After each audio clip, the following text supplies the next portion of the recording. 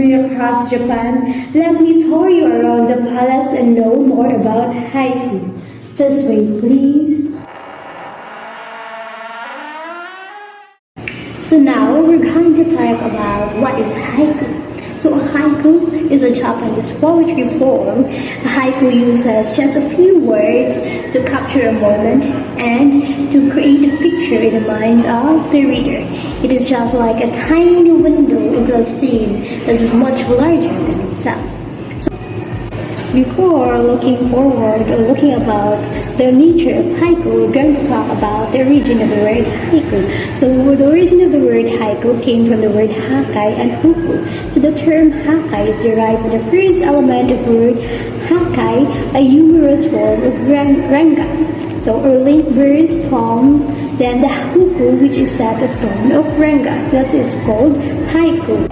So the word huku, which set the tone of ranga, had to mention in each 3 lines such subjects as the season, time of the day, and the dominant features of landscape, making it almost an independent poem. So the huku often interchangeably called as hakai and become known as the haiku late in 19th century. So when it was entirely divested of its original function of opening sequence of verse. Today, the term haiku is used to describe all poem that uses 3 lines and 17 syllable structures, which is usually 5-7-5. So that is all about the origin of the haiku. And now we're going to proceed to the nature of haiku. So as what I've said earlier, haiku are Japanese poems of 17 syllables in 3 lines of 5-7-5, traditionally evoking images of natural world. So the poem are valued for its simplicity, openness, depth, and lightness, and use exactly 17 syllables. So as what I've mentioned, haiku refers to the season of the year. So haiku poem can describe anything or a seldom thing that we saw. So almost all haikus has dominant impressions or main idea that appeals to one of the 5 senses. So if you are familiar with the 5 senses, so 5 senses are one of those are sense of touch and sense of taste and so on. So haiku contains kigu. So what is kigu? So word kigu means or indicates a season of the year. For example, in Japan, so one of the seasons of them was autumn or snow. Traditionally, writers of haiku have focused on expressing emotionally suggestive moments of insight into natural phenomena. So this approach was solidified and popularized in 17th century by the poet Basho. So many of those haiku reflected his own emotional state when communicating with nature. So after the 19th century, haiku subject expanded beyond natural themes. So the haiku after the 19th century can have the theme of anything. Who is Matsubasho? So to know more about Matsubasho, I'm going to give the floor to my companion to discuss more about some influential haiku poets during this time. Haiku poems have profound meanings. They are very natural in their form and can be looked for some beautiful life-related lessons. It is like you look at the same regular physical world, but with a completely different outlook. Once you start reading them, you will develop the taste for haiku poems. Proceed, I will let you introduce to you to the most famous haiku poet, and he is Matsubasho. Matsubasho is usually credited as the most influential haiku poet and the writer who popularized the form in the 7th century. Traditional haiku describes a moment in time using words that awaken the senses. Matsubasho, a famous haiku poet, also describes haiku as simply what is happening in this place at this moment. And today I will be discussing 3 out of 6 components or elements of haiku. So first, we have here the structure. So a haiku is a 3-line stanza. It is composed of 17 syllables and does not rhyme.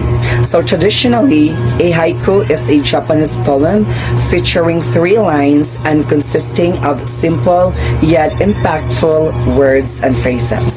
So unlike with the usual poems that we used to read or encounter, haiku is way different when it comes to its structure because the lines should have its exact count or number of syllables, and also it does not rhyme, or rhyme is not necessary or important. Next element would be the topic. So haiku usually discusses nature, color, sensation, impression, or the drama of a specific fact of native. So haikus or haiku are typically written on the subject of nature. Most haikus examine natural themes such as weather, animals and plants, and changing seasons. Haikus can be serious and meditative, free of mood, or playful and fun. For the third element, this would be the haiku moment. So this is about the part of the poem that makes it seem like a photograph of whatever it is describing. So the purpose of haiku is to share a brief moment or event so that the reader can bring life in his or her mind and thus experience the same feeling without having physically experienced what the author is expressing in the poem. Alright, so for the continuation of the elements or components of haiku, let's have here Stefan Zapanta. And so for the fourth elements of a haiku, which is season words. So what is season words? Or in the Japanese word, it means kigo, are words or phrases that are generally associated with a particular season. So kigo were originally used in the longer link verse form known as ringa, and especially in the opening verse of a ringa, the huku, to indicate the season when stanza is set. A season word exists in every haiku.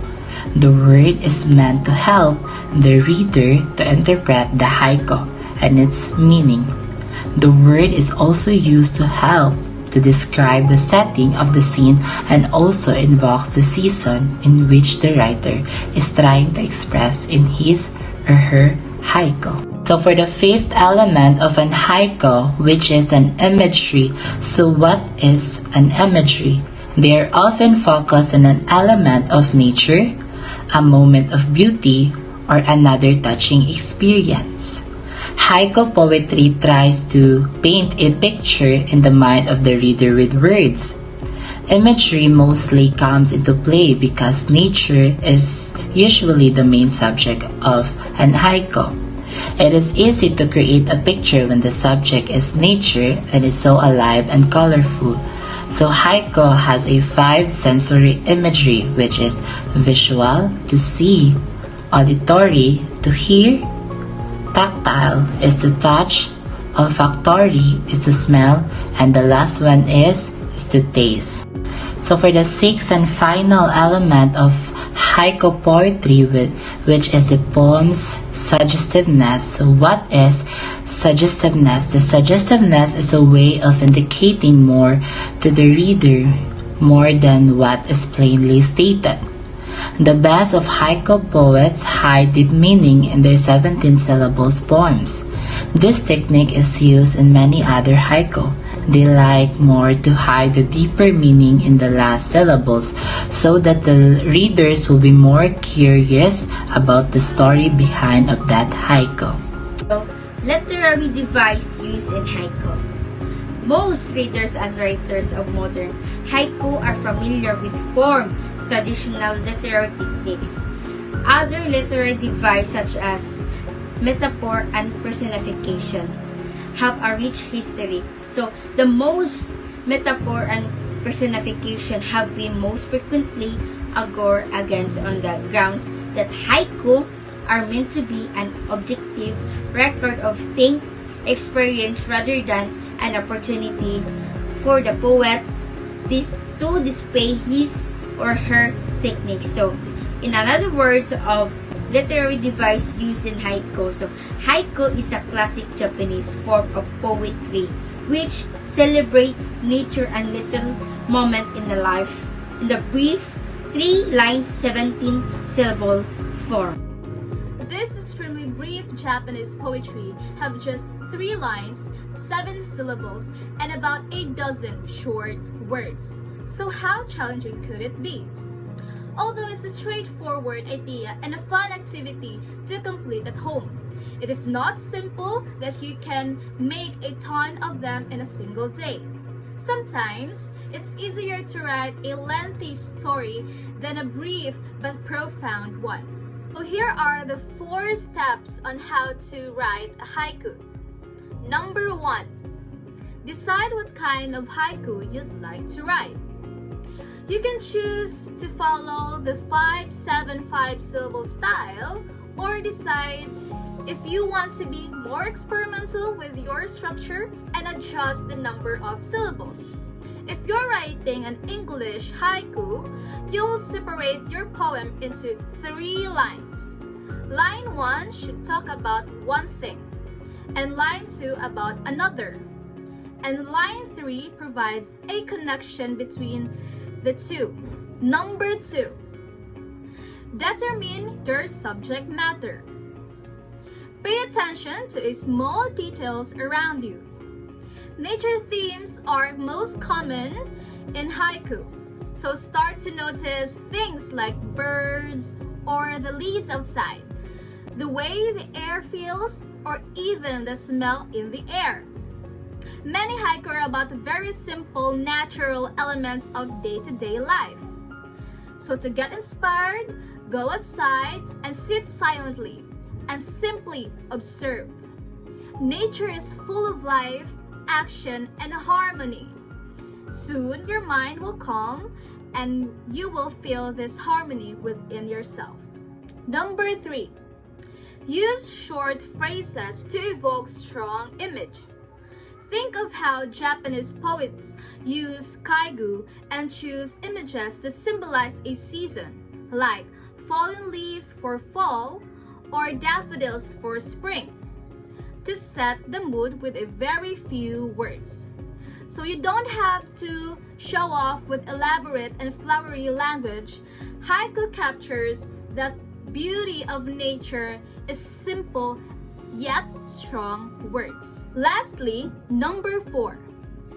Use a karigi or cutting words to create a break in the meter. Remember to use punctuation in conjunction with karigi to control the rhythm of the poem. Try describing what you see on the sheet of paper and then cross out all the words that do not picture the essence. Importantly, read as many haiku as you can. Analyze the ones you really like, find the connection, and add them to your file. The more you read, the better your brain will recognize the patterns and connection, and the richer your images will become. An Early Summer Rain by Matsubashi. An early summer rain, the falling of the sunlight, the temple of light. Early summer rain does not dim, through the drop comes the temple of light.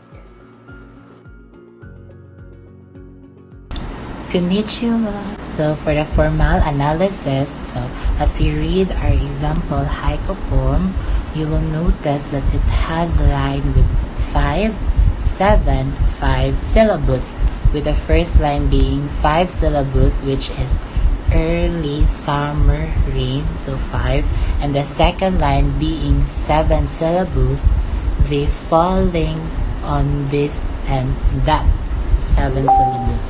And for the third line being 5 syllables again, the temple of life, so 5 syllables, which is the same as the second stanza.